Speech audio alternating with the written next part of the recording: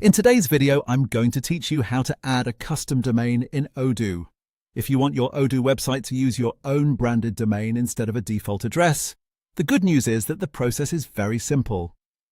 This setting allows visitors to reach your website through the domain you own, which helps your site look more professional and easier to recognize.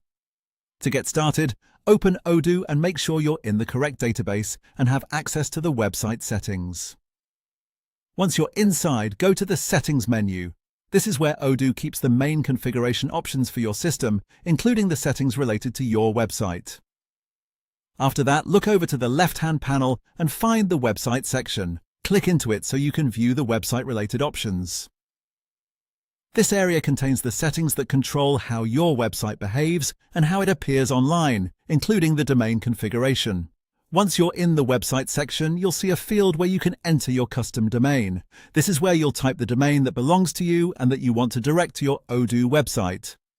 Be careful to enter it correctly, because even a small typo can prevent the domain from working as expected. It's a good idea to double-check the spelling before moving on.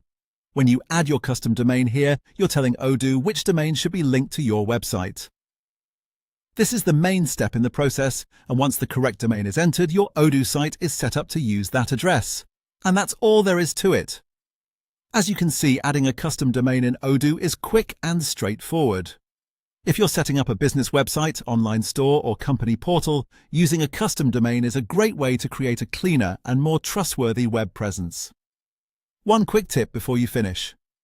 If your domain does not work immediately after entering it, that may be related to your domain provider or DNS setup outside of Odoo.